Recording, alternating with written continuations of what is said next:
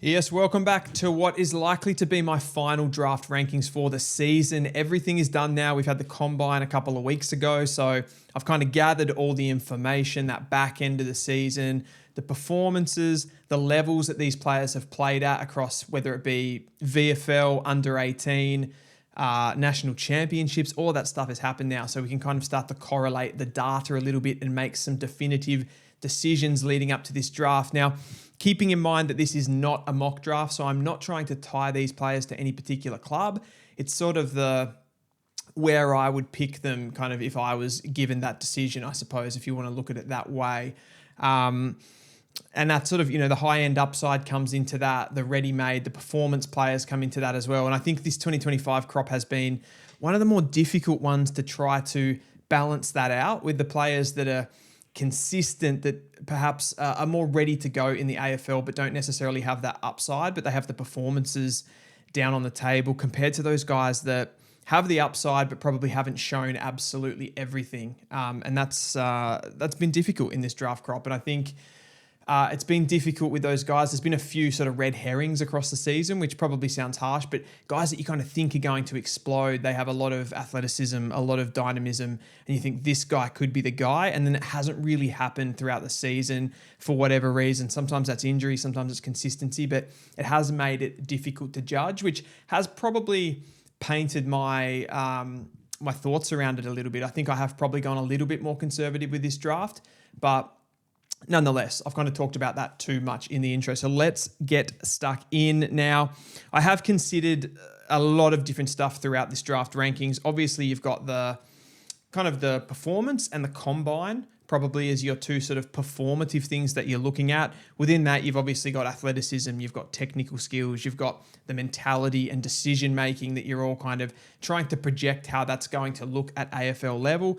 But you've also got the performance side of it, which I talked about with the combine there, how well they actually did in game and the levels that they performed at. You've sort of got to put, I guess, slightly a weight on the different performance level, whether that's like it's VFL playing seniors against men, whether it's the under 18 competitions nationally. And obviously you have to weight that a little bit with the Coates Talent League probably being the strongest. You've got the Sandful then, and then the Waffle, and national championships a little bit higher than that again. So it's hard to do that, particularly with the senior competitions, the guys that have had more exposure to senior competition. It's good in some ways, but it's also not as good as, say, the national championships as far as comparing someone athletically up against like types as well. So that's just some of the insight as to what has sort of crossed my mind in doing these rankings, but it largely is my opinion. So remember that at the end of the day. And again, I'm not linking these guys to clubs, so you don't have to sort of say that as if, Richmond are going to pick this guy up or whatever. It's not really about that at this point. So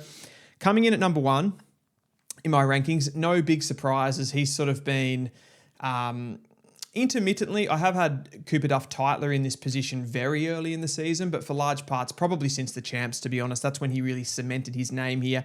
Willem Dersma, 191 centimetre utility. And that's probably the big word when it comes to Willem Dersma. People are very frightened off by that utility phrase. I think if he was just a straight in and out midfielder, people wouldn't be as worried about him, but it does bring that just, level of anticipation for some people, of nervousness that he is not going to become an inside mid, which kind of people have an expectation of in the top end of the draft, that is the player that you're looking at. But as I said, the champs really sealed it for Willem Dersma, but he has performed at a high level at every level that he has gone to, essentially. So Coates Talent League, 23.5 disposals, 12 of those contested, and I think that would surprise people as well. People see him as this floaty sort of an outside player that's a bit wing, a bit half-back, gets the ball on the outside. He does go inside and win his own ball. His clearance level is really good as well. 3.7 clearances, 7.8 ground balls for a taller, leaner midfielder is really impressive. And that 3.7 clearance numbers, if you're putting that up against the top guys, there's not really anybody outside perhaps Dyson Sharp, Dan Annable, those types that actually beat him for clearances. He uses those long arms to get reach in there, and he has really good ball control on the inside as well. Brings others into the game as well as can do it himself with his athleticism. He can tear out a stoppage, and that's where you look at the score involvements element of his game. 6.2 score involvements and 1.2 goals per game. And if we flick over to the national championships, which can be a demoting level to those numbers. It pretty much stays consistent. In fact, for disposals, he's gone up to 24.3. 2 clearances, so that dropped down a little bit, but I'd largely put that down to the front end of the champs where he mainly played as a rebounding defender and then went into the midfield late, even played a little bit forward as well. Those score involvements are down, but he kicked some big goals, particularly late in the champs when he did push forward. So from a performance level, everything is there. And then you combine that with the athleticism. The combine was exceptional where he ran a sub 3 second 20 meter sprint. His 2K time trial was really good. His agility was good. He was just a really, really balanced all-round athlete. And if you combine all of that with the performances that he's put down, there's not really any doubt about Dersma as the number 1 pick anymore. Coming in at number 2 on my list is the enigmatic Sullivan Roby, the bolter of all bolters, who has bounced into the back end of this season and led the Eastern Rangers to their first premiership in quite some time. So he has been super impressive. And what it really is with Sullivan Roby, to me, he just does have that little bit of extra explosiveness and dynamism when he wins the ball at stoppage. If you compare him to these other first possession type midfielders, he's able to get the ball, weave in and out of traffic, use that heavy body to explode through players, break tackles, and then get the ball deep inside 50. And he can be the guy on the outside as well. His game compared to those other inside midfielders is exceptional. He's really good overhead. He pushes forward and hits the scoreboard on the reg as well. I think one of the things that sort of really impressed me too with him when he takes those hits and does go to ground in and around the stoppage where it's a very chaotic environment, of course, he's able to sort of get back to his feet really quickly. He's able to respond and either lay a tackle or get back on the ball himself. And he kind of just has most elements to his game really taken care of. And in a draft that probably, and it doesn't have some of the high-end attributes of other years. Like, he's not the best kick. And I think on some of the Footy from the Flat podcasts and stuff like that we did, I talked about his kicking being maybe a little bit of a worry, but I hadn't sort of forensically looked at his game. I think pretty much everything else is in really good order.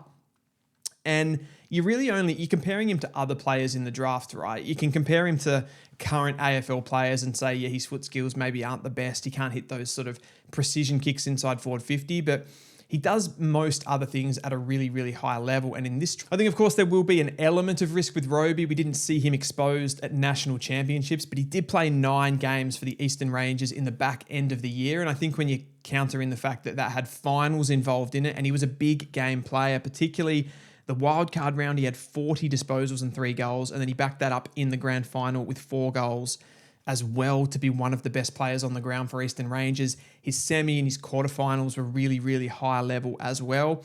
And if you just look at the pure numbers across the season, he averaged almost 20 disposals and 2 goals per game, which is, when you're comparing him to other players in this crop, particularly midfielders, that is just exceptional. The clearance numbers were high, the score involvements were high. He just does a little bit of everything, and it makes him a really well-rounded prospect in this draft crop. The only real knock on him is that he doesn't have those different levels of football. He only has the Coates Talent League.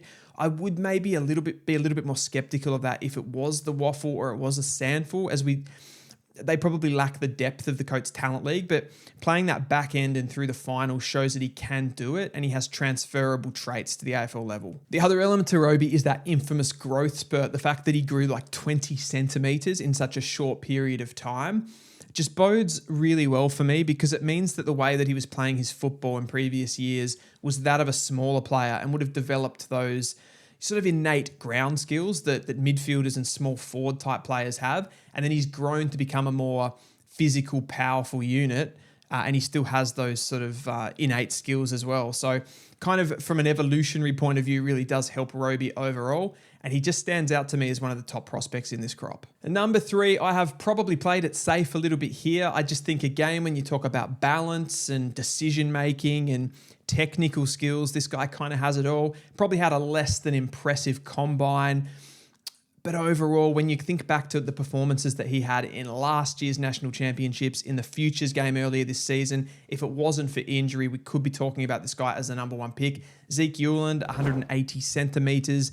Midfielder predominantly, but is a bit of a utility, can go to halfback and distribute the ball, can even play a little bit as a smaller type forward as well. He's combative, he's physical, he's dynamic. And I mentioned the combine and not really hitting any heights. People have talked about, did Gold Coast kind of tell him just to take it a little bit easy? Maybe. I think if he's there, he's going to compete, but He's one of those guys that plays really quick. So, he tests a 3.1 20-meter sprint, which isn't amazing, but you look at his standing vertical, which was second overall. That kind of shows that he does have that explosiveness and that power, and probably has quite a high max velocity as well once he gets going. And he plays with speed, and his decision-making is that of a top-end player.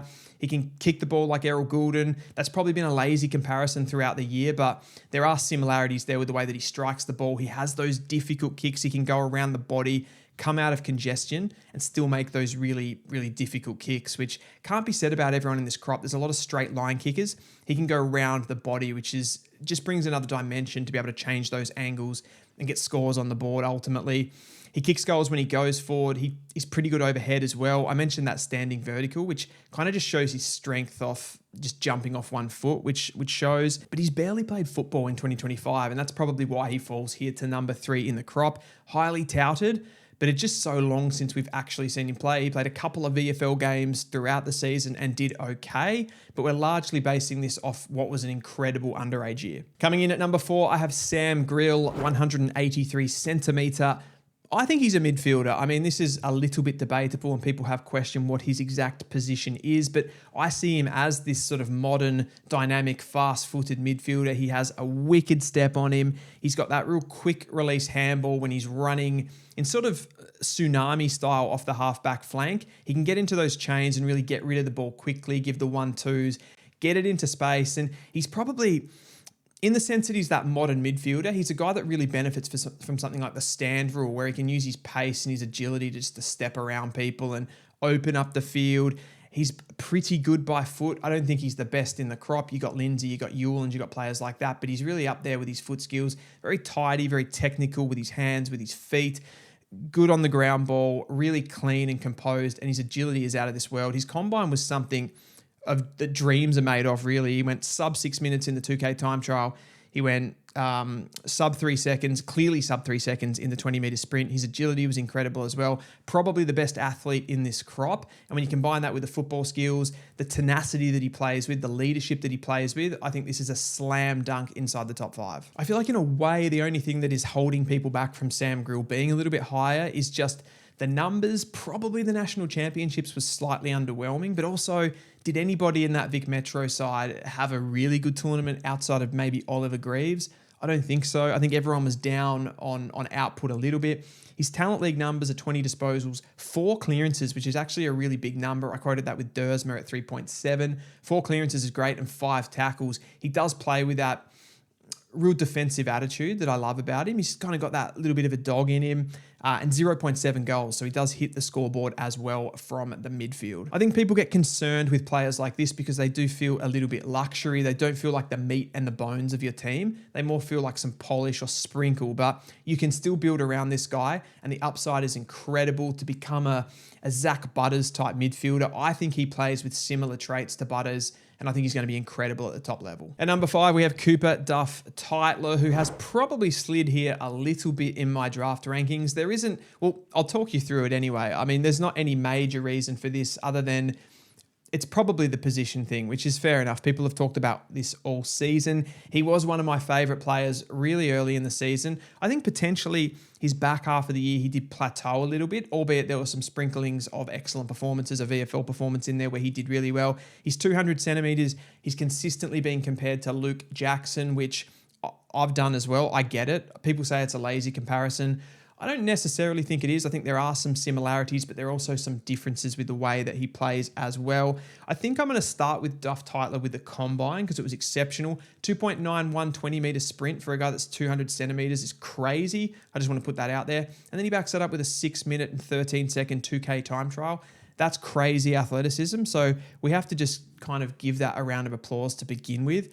I think the way that he played football across the season was great as well. He averaged 20 disposals in the Coates Talent League, 4 clearances, a goal, and 17 hitouts. At the national champs, that did decrease a little bit, 14.5 disposals, 4 marks, 14 hitouts, and 0.8 goals. But as I said, there was, in that Vic Metro side, a lot of players that probably lowered their colours just slightly from their Talent League form.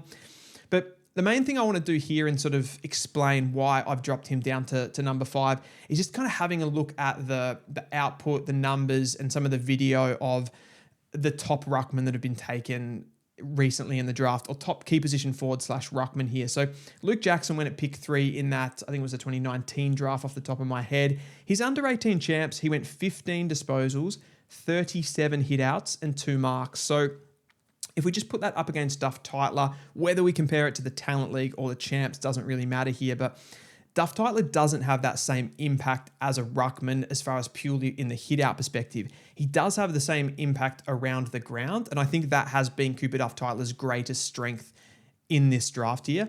It's that part of his game. I then bring up Riley Thilthorpe, who was more than Jackson, more of that forward ruck as opposed to that ruck forward of Jackson. Jackson played predominantly in the ruck for WA. Thilthorpe went 20 disposals, so a similar number there to Duff Tytler, but he averaged 2 goals a game, where Duff Tytler's more on that 0.8 to 1 goal. So if there was one criticism that you could have of Duff Tytler, it's what exactly does he replicate at the top level? Is he going to be that forward that kicks plenty of goals and then goes and pinch hits in the ruck, a la Riley Thilthorpe, Sam Darcy style? Or is he a genuine sort of Luke Jackson around the ground extra midfielder? Now, what I think at the moment with Cooper Duff Tytler is that he plays essentially like a midfielder in the way that Luke Jackson does, but he doesn't necessarily ruck as well as Jackson does. So if we could get some guarantee that he can add that to his game, which I do still think he can, which is why you'd be looking at him this high in the draft, but that's why he's just slightly slid back in my rankings, and I've given it to a few more sure things, let's say. And at number 6, I'm probably going to get absolutely smashed in the comments for this one, but the way that I would explain it just straight up is that I'm allowed to change my mind. I'm talking about Dyson Sharp here. He comes in at number 6, 188 centimetre, smack bang inside mid. He's not the most glamorous player, and that is probably one of the things when you're looking at the beginning of the season and you're trying to find those guys with exceptional talent. Dyson Sharp started to slide down my list, but as the season's gone on, he has grown on me. The numbers don't lie. The attitude doesn't lie to be able to back that up. Keep going, play well in big games, play consistent senior men's football, and play that at a really high level. There is also an element of intangibility for me. Everything I hear about this guy when I talk to other recruiters and I talk to people in the industry, they all talk so positively about the character that is Dyson Sharp, and there just seems like such a minimal risk with this player. Now, I did also crunch the numbers a little bit against Dyson and some of those players that I've probably unfairly compared him to throughout the season. I'm talking big performers in their under 18 football that perhaps didn't go on to hit the heights. They'd maybe hit their ceiling a little bit early, which I do still think is an element to Dyson Sharp. But when you look at the numbers, what he put out at the SANFL under 18 level at the champs, it's just exceptional, and it's above those guys. When you bring in people like Devon Robertson, who won the Lark medal, he didn't hit the heights that Dyson Sharp did in any way, shape or form. At SANFL level, Sharp is 31 disposals, 6 clearances, 9 score involvements, and 0.5 goals. Now, your first thought there is, well, he's kind of just, he's beating up on guys that he's much stronger than. It's the SANFL under 18s. It's not as strong as the Coates League, all of those sort of cliches. But then he backs it up at the champs so incredibly well. And when you look at the scoreboard impact, that's the thing that really stands out for me. So 27 disposals, 11 contested. I think even that part is surprising. I would expect a player like Dyson Sharp to be more like 20 contested and, a 60-30 split where he's kind of 2 contested, doesn't get the ball on the outside. He's such an animal when it comes to just wanting to get the ball in his hands and ultimately for his team to win the game. 27 and 11, 6 clearances, 8 score involvements and 1.3 goals, which no other midfielder, just as far as an output, stacks up towards this in the draft crop. Now, that doesn't mean you just naturally take him high in the draft, but when you add in the decision-making that he clearly shows within games, when you add in the mentality that he clearly shows to work hard when he probably isn't as talented as some of those other guys at the top end. He doesn't have the athleticism. We never saw his combine, so we don't have any actual data on that. The recruiters clearly would with GPS stuff, and most of them tell me that he is athletic enough to make it at the AFL level. And I would still rank, DM decision-making traits and also the mentality, how much of a professional that he is. I would rank that still above some of those other things. So he fits in nicely to me. Now, I think he is probably going to have to go to the right club on draft night. He's not going to be for everyone, but I think those rebuilding clubs, you get him in there. He's potentially a future captain for you and someone that can lead the midfield. play well straight away and facilitate for other players. And there's a lot of double pick teams that are rebuilding who could use a player like Dyson Sharp. I want to add with Dyson too, the fact that he is taller, it does just give a little bit of insurance as well. If he sort of failed as a first possession midfielder, you can always play him with a bit of a run with defensive type player like a James Rowbottom. Yes, that would feel very unsexy that you took that player in the top 10 of the draft, but there is that insurance. And the fact that he's 190 centimeters, he's a bigger bodied player, so he can be sort of repurposed. He can play as a forward, as a hit up forward, that third tall a little bit as well. That's really worked for him.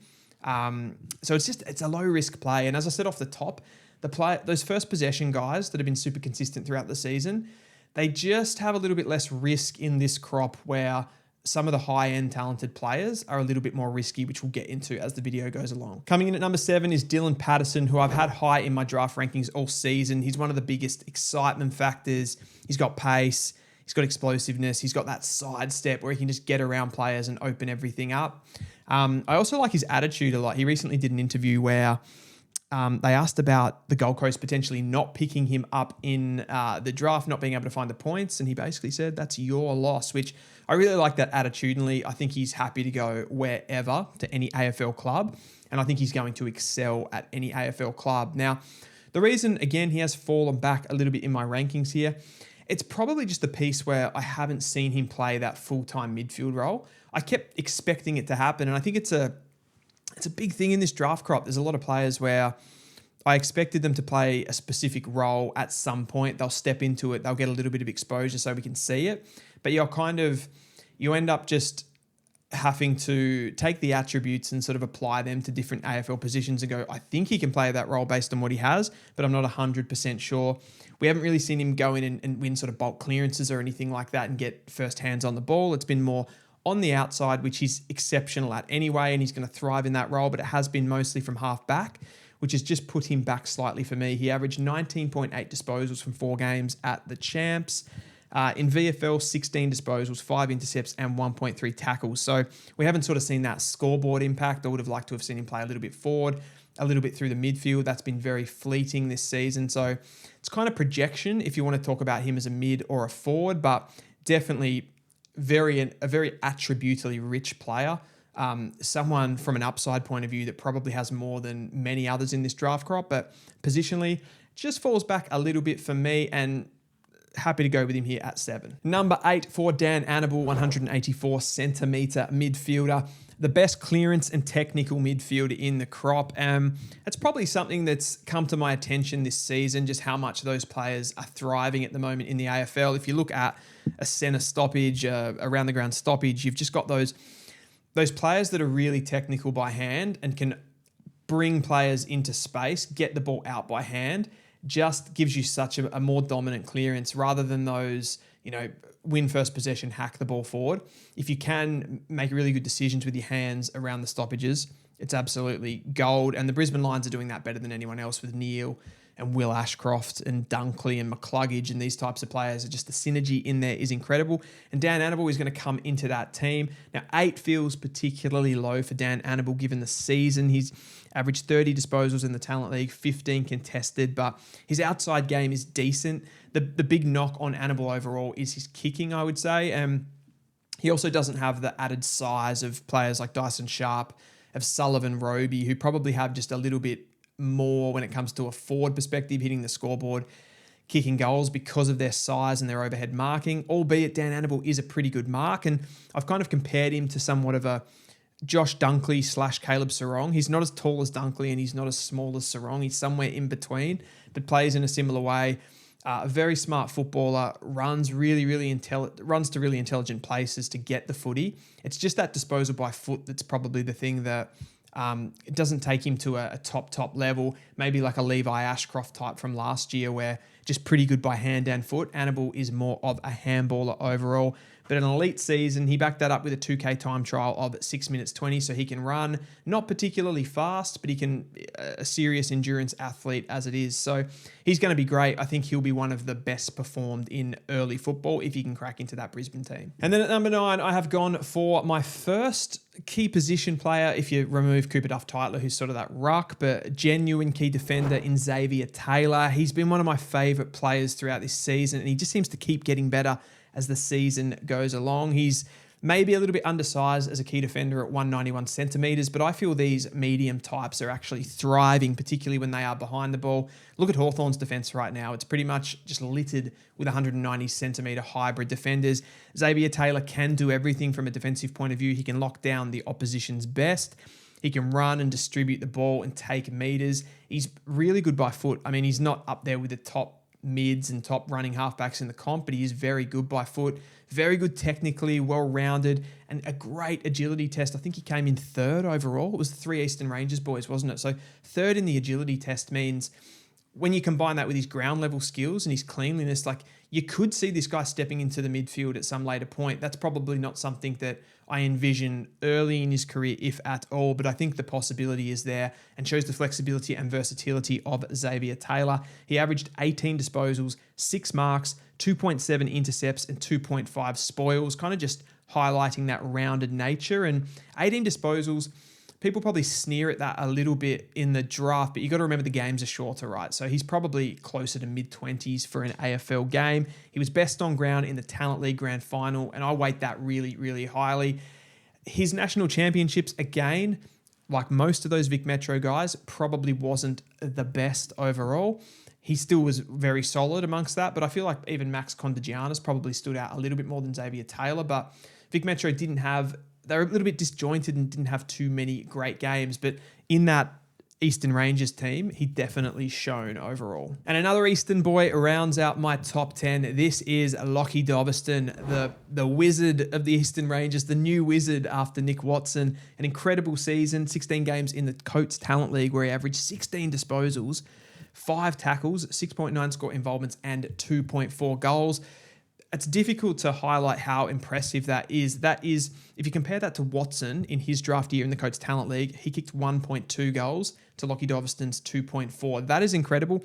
Now, when you step that up to the national championships, it flips back in Nick Watson's way. He kicked 3.5 compared to Dobeston's 2.3. But just a consistent scoreboard impact player, someone that plays with a ferociousness and a tenacity from his tackling point of view, and he's so dangerous around stoppage. I watched that grand final back, just the amount of times he gets his hands on the ball, and it's sometimes close to drawing a free kick. Sometimes it goes the other way and he gets pinned holding the ball, but he's just such a threat and it's so dangerous. And if you're a Sandringham Dragons fan in that grand final watching that game, you would have been just worried every time he picked up the ball because he does get that nice little drop of the knee and he can get a high free kick and his set shot kicking is beautiful. And probably something that's grown on me through the year, I didn't realize how penetrative his kicking is. He can kick goals from a set shot perspective from outside 50. Now, to look at the negatives of Lockie Dobeston's game, I think maybe compared to a Watson, he can't hit the ball at pace and take those clean pickups quite as well as Nick Watson. Now, I'm not saying that he can't do that to a very high level, but Watson's pretty incredible at just getting those bobbly balls when the ball's sort of flicking around and he can just hit it at top speed, then turn and kick the goal. I think on the run, Dobeston has shown that he's not quite to the level of Nick Watson, but certainly when he gets a set shot in that arc, he's very, very dangerous and he's going to get his hands on the ball regardless of whether he can finish the goal. He will bring others into the game regularly as well. So an incredible season. If you combine that then with his draft combine, which he went number 1 in the agility, he went sub 3 seconds in the 20-meter sprint, and he also had a good 2K time trial. So I think he can be that player that they're starting to use Nick Watson as well now, where he goes into centre bounce as well. He's just a real headache at stoppages because of his size, because he's so small and has that agility. He can step out of people, he can step out of tackles, just burst through, and it's a nightmare. The best thing about Dobeston is, though, that he's a big game player, and it didn't stop at the prelim final. He kicked 2 goals and had 20 touches. In the grand final, he had 2 goals and 24 touches. So consistently one of the best players and wants the ball in his own hands. So that is my top 10 of the 2025 draft, my rankings leading up. We'll be doing a lot of other content. We'll be doing mock drafts and stuff like that as well. Some proper stuff. This channel is going to be getting bigger now that we have finished the regular AFL season. We're going to be doing regular uploads.